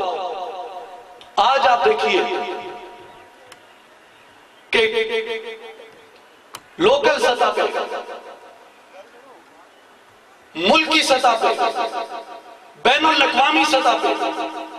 ہم جس بدترین غلامی کا شکار ہیں, تیل نہیں ہے فلاں سے ہماری تیل کی حاجت ہے, پیسے نہیں ہیں جی ملک کو چلانا ہے فلاں سے ہماری پیسے کی حاجت ہے. اغیار کے سامنے ہم نے اپنے خون کو بیچا, اپنے بچوں کو بیچا, اپنی عزتوں کو بیچا, اپنی عزتوں کو فروخت کیا, اور جن عزتوں کو ہم نے فروخت کیا ان عزتوں کو 80 سال کی سزائے عمر کی قیدیں دی گئیں, بدترین انسانی تشدد کا نشانہ بنایا گیا انہیں. کیوں؟ اس لیے ہمیں یہ سزا ملی کہ ہم بندہ حق بننے کی بجائے بندہ اسباب بن گئے. اللہ پہ یقین رکھنے کی بجائے ہم نے دنیا کی مختلف طاقتوں پہ یقین رکھا. اور یہ بنیادی بات ہے, یہ بنیادی وصف ہے, اور یہ مومن کی بنیادی علامات سے ہے کہ وہ ہر چیز سے بے نیاز ہو جاتا ہے. اسے کسی بادشاہ کی یا کسی طاقت کے اسے کوئی خوف کوئی خطر نہیں ہوتا, وہ ہر حال میں اس سے بے نیاز ہوتا ہے. اور یہیں آگے چلتے ہوئے علامہ نے اسی اللہ الصمد کے ضمن میں ہارون الرشید, خلیفہ ہارون الرشید اور حضرت امام مالک, ان کا ایک واقعہ بیان کیا ہے کہ خلیفہ ہارون الرشید مدینہ منورہ آئے. حضرت امام مالک رحمت اللہ علیہ آپ وہاں پہ درس حدیث ارشاد فرما رہے تھے, تو خلیفہ ہارون الرشید نے کہا کہ آپ یہاں بیٹھے ہیں مدینہ میں، آپ میرے ساتھ آئیے اور عراق میں مجھے آپ درس حدیث دیجئے، میں آپ سے حدیث سیکھنا چاہتا ہوں۔ اب خلیفہ وقت تھا، بادشاہ تھا، اتنی قوت کا، اتنی ثروت کا مالک تھا، حضرت امام مالک رضی اللہ تعالیٰ عنہ، آپ نے اسے جواب دیا کہ بہر تعلیم ہے تو آیم بردرت، تو یہ چاہتا ہے کہ میں تجھے تعلیم دینے کے لیے تیری چوکھٹ پہ آؤں؟ بادشاہ وقت کو کہا کہ تو یہ چاہتا ہے کہ میں تجھے تعلیم دینے کے لیے تیری چوکھٹ پہ آؤں؟ خادم ملت نے گردت، چاکر حضور کی غلامی کو چھوڑ کے تیری غلامی اختیار کر لوں، حضور کی غلامی کو چھوڑ کر میں تیری غلامی کو اختیار کر لوں؟ تو یہ سمدیت کا جو مظاہرہ مومن کی روح سے ہوتا ہے وہ اسی وقت ہوتا ہے جب مومن سورہ اخلاص کی، اللہ کی توحید کی اس عملی قوت کو سمجھتے ہوئے اسے ایک تمدنی طاقت قرار دیتا ہے اور اسے اپنے اندر وہ جذب کر لیتا ہے، اپنے اندر اس کو سمو دیتا ہے۔ اور یہ تمام باتیں جب میں علامہ کی یہ تفسیر پہلی مرتبہ میں نے پڑھی تو آپ یقین فرمائیے کہ میں اس سے قائل ہوتا گیا کہ ٹھیک ہے، قل هو اللہ احد، ہم دوئی کا شکار ہیں، ہم توحید کے اس پیرائے میں پورے نہیں اترتے، بالکل ٹھیک ہے۔ اللہ الصمد، ہم اللہ کی طرح بے نیاز نہیں ہوئے دنیا سے، ایک اللہ کی نیاز مندی تو ہمیں چاہیے، ہم باقی کیوں اہل دنیا کے محتاج ہو گئے؟ میرے ذہن میں ابھی میں پڑھ رہا تھا اللہ الصمد کی تفسیر تو ایک دم آیا کہ لم یلد ولم یولد، کہ میں نے کسی کو نہیں جنا، نہ مجھے کسی نے جنا۔ میرے ذہن میں یہ کھٹکا لگا کہ اقبال یہاں پہ کیا تفسیر اس کی کرے گا کہ یہ اتنا نازک مقام ہے اور اتنا حساس معاملہ ہے کہ یہاں پہ کس طرح کوئی اپنی رائے زنی کر سکتا ہے، یہاں کس طرح کوئی اپنی بات کو ثبت کر سکتا ہے، یہاں کس طرح کوئی یہ موقف پیش کر سکتا ہے کہ مومن بھی اللہ تعالیٰ کی صفت سے متصف ہو جائے، یہ کیسے ممکن ہوگا؟ تو یہاں اقبال لکھتے ہیں کہ مجھے حضرت ابوبکر صدیق رضی اللہ تعالیٰ عنہ نے عالم خواب میں حضرت سلمان فارسی رضی اللہ تعالیٰ عنہ کی مثال دی اور یہ کہا کہ فارغ از باب و امو اعمام شو، کہ تو اپنے باپ کے نسب سے، اپنی ماں کے نسب سے، اپنے چچاؤں کے نسب سے اپنے آپ کو آزاد کر دے۔ ہم چوں سلمہ زادہ اسلام شو، کہ جس طرح حضرت سلمان فارسی رضی اللہ تعالی عنہ سے کسی نے آ کے پوچھا، اے سلمان آپ کا نام و نسب کیا ہے، آپ کا خاندان کیا ہے، آپ کا بیک گراؤنڈ کیا ہے؟ حضرت سلمان فارسی نے کہا میرا نام و نسب مٹ گیا ہے، میرا کوئی بیک گراؤنڈ نہیں ہے، اب میرا نام و نسب، میرے باپ دادا، میرے جد اور آبا، میری نام و نسبت، میری نسل وہ فقط اور فقط یہی ہے کہ سلمان ابن اسلام، اب میں فرزند اسلام ہوں، میری تمام نسبتیں ختم ہو گئی۔ ہم جو سلمہ زادہ اسلام شو، کہ سلمان کی طرح اپنے آپ کو اسلام کا فرزند بنا دے، یہ ہے۔ اور سلمان کے بیٹے سے اگر کوئی جا کے پوچھتا ہے کہ آپ کے آبا و اجداد کون ہیں، تو سلمان کا بیٹا بھی یہ جواب دیتا ہے کہ میرا باپ اسلام ہے، میں فرزند اسلام ہوں۔ لم یلد ولم یولد، اور پھر ہمیں اقبال یہ کہتا ہے کہ قوم تو از رنگ و خون بالا درست، کہ نسل سے، خون سے، قومیت سے تیری یہ ملت بہت بلندر ہے۔ اور میرے بھائی اور بزرگوں، بدقسمتی سے آج جس معاشرے میں ہم بیٹھے ہیں، یہاں پہ ایک سامراج ہمارے اوپر مسلط رہ کے گیا، جس نے یہاں پہ ہمارے اندر یہ تفریق ڈالی، قومیت کو اس نے برتری دی، قومیت کو اس نے فروغ دیا، اور قومیت کے نام پہ یہاں پہ اس نے انسانیت کو تقسیم کر دیا۔ اس کو اس نے کہا تم اعلیٰ قوم سے تعلق رکھتے ہو، تم اچھی قوم سے تعلق رکھتے ہو، تمہارا اعلیٰ نسب ہو گیا ہے، یہ ملک ہے، یہ خان ہے، یہ چودھری ہے، یہ میر ہے، یہ سردار ہے، یہ نواب ہے، یہ فلاں ہے، یہ فلاں ہے، اور یہ کمی ہے، یہ فلاں ہے، یہ فلاں ہے، انہیں گرا دیا ان کے منصب سے۔ یہ حضرت ابوبکر صدیق فرماتے ہیں کہ اقبال یہ جہالت ہو رہی ہے اس ملت کے اندر کہ قوم تو از رنگ و خون بالا ترس، کہ رنگ و نسل میں جب یہ قوم بڑھ جائے گی اس وقت اس کا جنازہ نکل جائے گا، اس وقت اس کا کوئی پرسان حال نہیں ہوگا۔ اور میں آج یہ ببانگ دہل آپ کو بتانا چاہتا ہوں، بالخصوص میرے وہ بھائی اور وہ بزرگ جنہیں یہ تانا دیا جاتا ہے کہ یہ کمی ہے، یہ چھوٹی ذاتوں سے ہیں، یہ نچلی ذاتوں سے ہیں، یہ مصطفیٰ کریم صلی اللہ علیہ وسلم کے مذہب کے اندر، مصطفیٰ کریم صلی اللہ علیہ وسلم کی شریعت کے اندر، مصطفیٰ کریم صلی اللہ علیہ وسلم کے دین کے اندر اس طرح کی کوئی خرافات موجود نہیں ہے۔ میں یہ اعلان کرتا ہوں اور میں یہ دعوت دیتا ہوں آپ کو کہ اٹھیے اور اس نسلی برتری کے خلاف، اس نسلی تفاخر کے خلاف، اس قومی تفاخر کے خلاف آج مجھے بھی اعلان بغاوت کرنا ہے، آج آپ کو بھی اعلان بغاوت کرنا ہے۔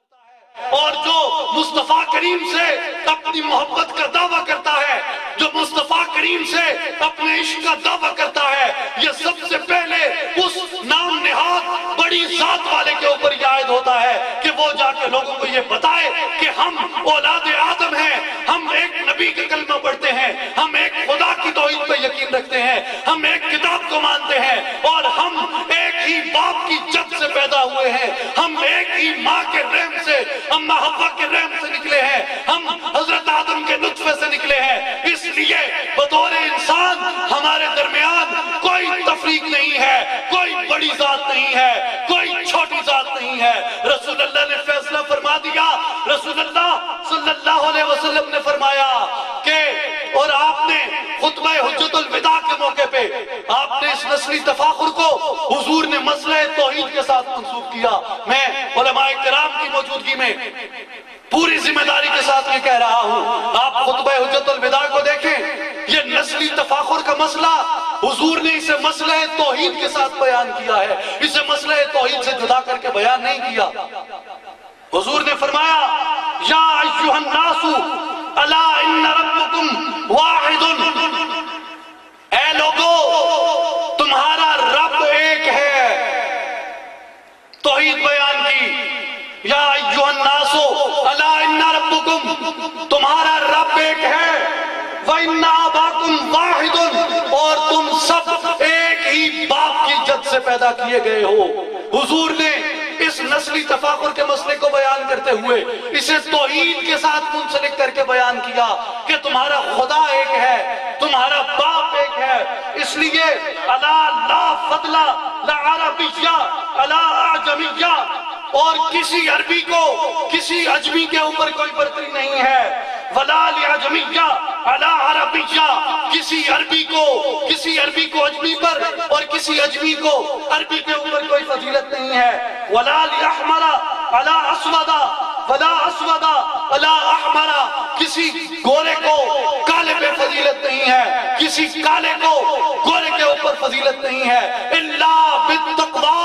اگر کسی کی فضیلت ہے، اگر کسی کی برتری ہے تو وہ صرف اس کی برتری ہے جو اللہ کی ذات کے اوپر تقوی رکھتا ہے، جو اللہ کی ذات کے اوپر یقین رکھتا ہے۔ اس لیے قومیت کا معاملہ، نسبیت کا معاملہ، یہ نسلی تفاخر کا معاملہ، اس کو توحید سے آپ جدا کر کے دیکھیں گے تو ہم گمراہ ہو جائیں گے۔ ہمارے لیے ضروری ہے کہ ایک خدا کو ہم مانتے ہیں، ہم سبھی ایک جیسے ہیں، رتبہ اس کا بلند ہوگا جو تقوی میں بلند ہوگا، جو تقوی میں بلند نہیں ہے وہ اعلیٰ نسل کا انسان بھی کمی ہوگا، اور جو کمی جسے آپ کمی کہتے ہیں میں نہیں کہتا، وہ کمی جسے ہم کمی کہتے ہیں اس کا تقوی بلند ہے تو وہ اعلیٰ ذات کا ہوگا۔ یہ اللہ کی بارگاہ میں یہ معیار ہے۔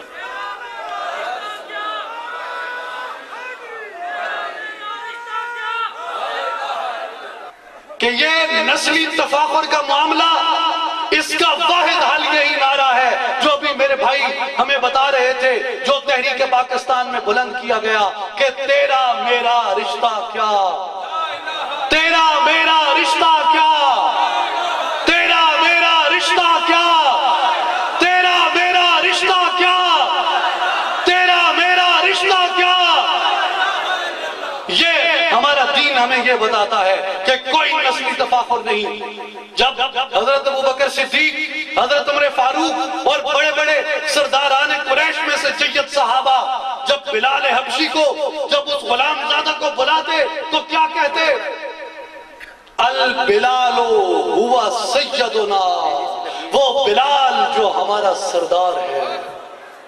اور جس دن بلال حبشی انتقال فرماتے ہیں اس دن حضرت عمر ٹپ ٹپ آنسو بہا کے روتے ہیں، اور حضرت عمر یہ فرماتے ہیں کہ آج دنیا سے ہمارا آقا اٹھ گیا ہے، آج دنیا سے ہمارا سردار اٹھ گیا ہے۔ یہ تعلق تھا ان کا دین کے ساتھ، ان میں اس طرح کی کوئی نسلی تفاخر کی خرافات نہیں تھی۔ اور حضرت ابوبکر اقبال کو یہی فرماتے ہیں، قوم تو از رنگ و خون بالا ترس، لم یلد ولم یولد، کہ ماننے والو تم کیوں اس صفت سے متصف نہیں ہوتے؟ تم کیوں فرزند اسلام نہیں بنتے؟ تمہارے بیٹے کیوں فرزند اسلام نہیں بنتے؟ نام و نسب کی اس جاہلیت کی زنجیر کو تم اپنے پاؤں سے اتار کیوں نہیں دیتے؟ اسے تم توڑ کیوں نہیں دیتے اپنے پاؤں سے؟ اس لیے یہ ہمارے لیے مسئلہ ایک تہذیبی اور تمدنی طور پہ وہ حیثیت رکھتا ہے توحید کا مسئلہ، جس کو بدقسمتی سے ہم نے کبھی سمجھنے کی کوشش نہیں کی۔ اور پھر حضرت ابوبکر صدیق رضی اللہ تعالیٰ عنہ فرماتے ہیں کہ گر نسب را جزو ملت کر دئی۔ اقبال بتا دو لوگوں کو، اگر نسب کو تم نے جزو ملت کر دیا،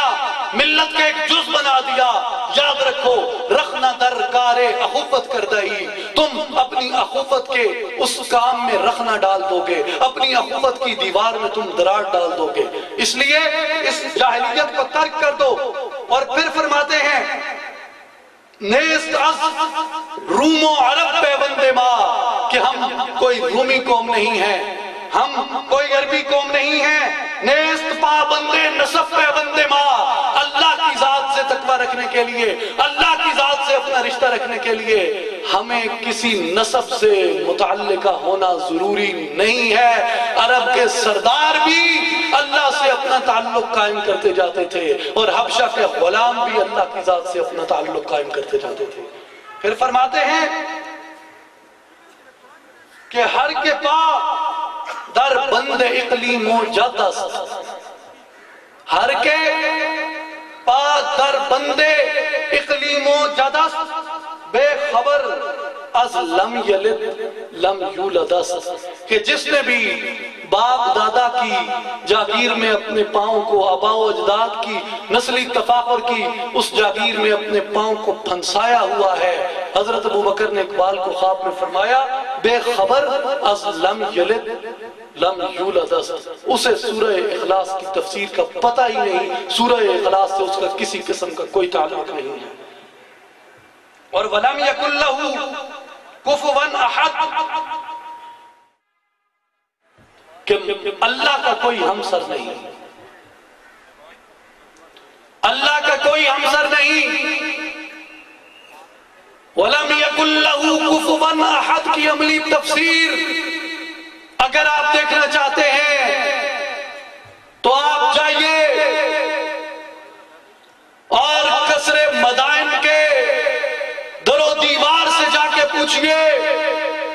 کہ اے کسر مدائن کے در و دیوار، جب یزدگرد کا تخت یہاں پہ لگا تھا، فوجوں کے پہرے لگے تھے، مخلملی کامین قالین بچھائے گئے تھے، زیورات اور جواہرات سے لدے پردے دیواروں پہ لٹک رہے تھے، اطلس و کمخاب سے بنی چادریں بچھائی گئی تھیں، اور مارکہ قادسیہ کے شروع ہونے سے پہلے یہاں پہ کچھ جانثار آئے تھے جو اللہ کی صفت سمدیت سے متصف تھے، جو اللہ کی صفت وَلَمْ يَكُنْ لَهُ كُفُوًا أَحَدٌ سے متصف ہو کر اس کی تفسیر کو اپنے سینوں میں سجائے آئے تھے۔ اے کسر مدائن کے در و دیواروں، ہمیں بتاؤ وہ اس بادشاہ کے سامنے جب آئے تھے ان کے لباس پھٹے ہوئے تھے، ان کے چہروں پہ گرد اٹی ہوئی تھی، وہ دریدہ دامن تھے، وہ شکستہ حال تھے، ان کے ہاتھوں میں پرانے نیزے، پرانی برچیاں تھیں۔ وہ جس یہاں آئے تو تمہارے درباریوں نے جس طرح ان کے لباس کا، ان کی چال ڈھال کا، ان کے بولنے کا مذاق اڑایا تھا، ہمیں وہ بھی بتاؤ۔ اور کسر مدائن کے در و دیواروں، ہمیں وہ بھی بتاؤ کہ جس یکتائی کے ساتھ، جس بے نیازی کے ساتھ، جس جرت کے ساتھ، جس بہادری کے ساتھ وہ مومن شہنشاہ روم یزدگرد سے مخاطب ہو رہے تھے، ان کا لب و لہجہ کیا تھا، ان کا احساس بیان کیا تھا، ان کا انداز بیان کیا تھا؟ وہ اس بات سے بے نیاز تھے کہ ہم شہنشاہ روم کے سامنے کھڑے ہیں، وہ اس بات سے بے نیاز تھے کہ ہم اشتراکی قوت کے سامنے کھڑے ہیں، وہ اس بات سے بے نیاز تھے کہ ہم کسی امریکی سامراج کے سامنے کھڑے ہیں، وہ اس بات سے بے نیاز تھے کہ ہم کسی اسرائیلی قوت کے سامنے کھڑے ہیں۔ انہوں نے ان تمام چیزوں سے بے نیاز ہو کر جو گفتگو کی تھی، وہ گفتگو یہ بتاتی تھی کہ یزدگرد تم بادشاہی کا دعویٰ کرتے ہو، ہمیں عرب کے بدو کہتے ہو، تاریخ یہ بتا دے گی کہ عرب کے بدو اصل بادشاہ تھے اور ان کے شہنشاہ دراصل بدو تھے۔ کیوں؟ کہ یہ عشق کے سکھائے ہوئے ہیں اور تم عشق سے بے خبر ہو، یہ توحید کے دامن کو پکڑے ہوئے ہیں، یہ توحید کے پرچم کو اٹھائے ہوئے ہیں، تم توحید سے باغی ہو، تم خود تکبر کا اور خدائی کا دعویٰ کرتے ہو۔ اس لیے یہ ہمسری اس کا کوئی ہمسر نہیں ہوتا، اللہ کا کوئی ہمسر نہیں ہے۔ اور مومن جب اللہ کے دین کے نفاذ کے لیے نکلتا ہے، پھر کوئی بادشاہ اس کے سامنے آ جائے، کوئی طاقت اس کے سامنے آ جائے، بادشاہ کا سر جھک نہیں سکتا، اس مومن کا سر اس کے سامنے سر نگون نہیں ہو سکتا۔ اور یاد کیجئے میرے سیاست کے طالب علم دوستو، جب نواب زیادہ لیاقت علی خان کو امریکہ کے دورے پہ دعوت ملی اور وہ امریکہ کے دورے پہ گئے، لیاقت علی خان نے واضح موقف اختیار کیا کہ ہم کبھی بھی اسرائیل کو تسلیم نہیں کریں گے، تو یہودیوں نے ایک بہت بڑی دعوت کی نوابزادہ لیاقت علی خان کی، اور نوابزادہ لیاقت علی خان نے اس میں شرکت کی، تو اس میں ایک بندے نے کھڑے ہو کے اسرائیل کا مقدمہ پریزنٹ کیا اور انہوں نے کہا کہ Liaquat Ali Khan prime minister of Pakistan, آپ اسرائیل کو تسلیم کر لیجئے، آپ کو یہ مراعات دیں گے، آپ کو وہ مراعات دیں گے، آپ کو یہ سہولت دیں گے، آپ کو وہ سہولت دیں گے۔ ان کی تمام آفرز جب سن چکے نوابزادہ لیاقت علی خان، تو نوابزادہ لیاقت علی خان اٹھے، انہوں نے کہا gentlemen our souls are not for sale، یاد رکھو ہم اپنی روحوں کو فروخت کرنے کے لیے امریکہ میں نہیں آئے، تم جتنی مراعات ہمیں دے دو، ہم فلسطینیوں کے خون پہ ان مراعات کا سودا نہیں کریں گے۔ our souls are not for sale، ہماری روحیں فروخت کے لیے نہیں ہیں۔ اس لیے مومن کے اندر یہ قوت ہوتی ہے کہ اس کے سامنے کوئی طاقتور بیٹھا ہو، اس کے سامنے کوئی بادشاہ بیٹھا ہو، اس کے سامنے کوئی بڑے سے بڑا اپنے منہ بولا آدمی بیٹھا ہو، وہ کسی کو اپنا ہم سر نہیں سمجھتا، وہ کسی کو اپنا ہم پلہ نہیں سمجھتا، وہ اسی کو اپنا ہم پلہ سمجھتا ہے جس کا یقین اللہ کی توحید پہ قائم ہوتا ہے، جس کا یقین اللہ کی وحدانیت کے اوپر قائم ہوتا ہے۔ اور میرے بھائیوں اور میرے بزرگوں، میں اس لیے آخر میں حضرت علامہ اقبال کی اس تفسیر سورہ اخلاص کے بعد آپ سے یہ گزارش کروں گا کہ اصلاحی جماعت اور عالمی تنظیم العارفین آج یہی پیغام لے کے آئی ہیں کہ خدا را آئیے اور ان بتان رنگ و خون کو توڑیے، اس نسلی تفاخر کو توڑیے، اس تمام جاہلیت کی رسومات کو توڑیے اور ان تمام چیزوں سے اپنے آپ کو باہر نکالیے۔ ہمیں اپنا رشتہ توحید سے مضبوط کرنا ہے کہ جب توحید سے مومن کا رشتہ مضبوط ہو جاتا ہے اور وہ ہمیں حضرت سلطان باہو کی طرح یہ درس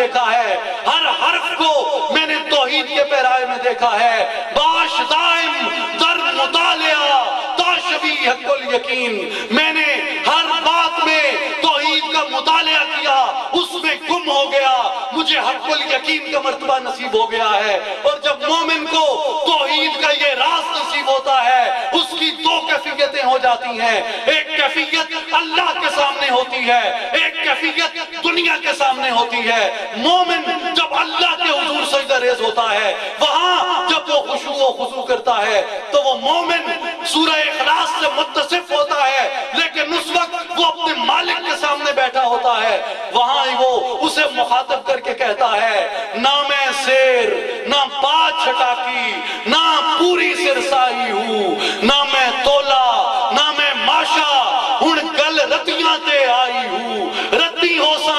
ون رتیاں تلسا وہ بھی پوری نائی ہوں، تے ناپ تول ادوں پورا ہو سی باہو جدوں ہو سی فضل الہی ہوں۔ وہ اپنی بقا کا معاملہ اللہ کی رحمت سے، اللہ کے فضل سے مشروط کرتا ہے، لیکن جب وہاں سجدے سے سر اٹھاتا ہے اور دنیا میں دیکھتا ہے عمراء کو، شرفاء کو، رؤساء کو، وزراء کو، مشراء کو، طاقتوروں کو، اہل حیبت کو، اہل دنیا کو، اہل ثروت کو، اہل طاقت کو، اہل جلال کو، اہل مرتبہ کو، اہل منصب کو، تو وہ انہیں دیکھ کے کہتا ہے میرے سامنے اگر کسی کی حیثیت ہے تو وہ رب ذوالجلال کی حیثیت ہے۔ وہ انہیں مخاطب کر کے کہتا ہے کہ میرے ہم پلہ، میرے ہم سر تم نہیں ہو سکتے، کیوں؟ میرا اس کی توحید پہ وہ کامل یقین ہے، اور وہ اس کی توحید پہ اس یقین کے ساتھ کہتا ہے میں شہباز کرم پرواز وچ دریا کرم دے ہوں، زبان ہے میری کن برابر موڑا کم قلم دے ہوں، افلاطون ارسطو ورگے میرے اگے کس کم دے ہوں، حاتم تائی جے لکھ کروڑا در منگتے ہوں۔ یہ آج ہمیں اس بات کی ضرورت ہے کہ ہمارا تعلق اللہ تعالیٰ کی ذات کے ساتھ اور رسول اللہ صلی اللہ علیہ وسلم کے اس بنیادی آپ کے حکم، آپ کے اس بنیادی پیغام کے ساتھ کہ جہاں اللہ نے کہا یا ایھا المدثر قم فانذر وربک فکبر، کہ اے چادر اوڑھ کے سونے والے اٹھئے، لوگوں کو ڈرائیے، یہ جاہلیت میں گم ہے، یہ رسومات میں گم ہے، یہ امت روایات میں کھو گئی، حقیقت خرافات میں کھو گئی، اس لیے جائیے اور انہیں اللہ کی توحید کی دعوت دیجئے، انہیں اللہ کی اطاعت کی دعوت دیجئے۔ آج اصلاحی جماعت اور عالمی تنظیم العارفین اسی فریضے کو ادا کرتے ہوئے یہ دعوت دیتی ہیں کہ آئیے میرے نوجوان ساتھیوں، میرے نوجوان بھائیوں اور میرے بزرگوں، کہ ہم آج اس پرچم تلے اللہ کے اس پرچم کو لے کے آگے بڑھیں، آج ہم اللہ کے اس پرچم تلے، آج ہم اللہ کے اس جھنڈے تلے ایک ہو جائیں، ایک ہوں مسلم حرم کی پاسبانی کے لیے، نیل کے ساحل سے لے کے تاب خاک کاشغر، آج ہم اکٹھے ہو کے اللہ کی توحید پہ یقین رکھ کے اور ان تمام نفسانی، شیطانی اور خواہشات نفس کے بتوں کو توڑتے ہوئے آگے بڑھے۔ اللہ ہمارا حامی و ناصر ہوگا، اور مصطفیٰ کریم صلی اللہ علیہ وسلم گنبد خضرا سے ہمارے اوپر اپنی نگاہ رحمت رکھے ہوئے ہوں گے، اپنی نگاہ کرم رکھے ہوئے ہوں گے۔ میں مولانا جامی کے انہی الفاظ کے ساتھ اجازت چاہوں گا کہ نسیمہ جانب بطحا گزر کن، زی احوالم محمد را خبر کن، توی سلطان عالم یا محمد، ضروے لطف سوئے من نظر کن، ضروے لطف سوئے من نظر کن، زی محجوری برآمد جان عالم، ترحم یا نبی اللہ ترحم، ترحم یا نبی اللہ ترحم، ترحم یا نبی اللہ ترحم۔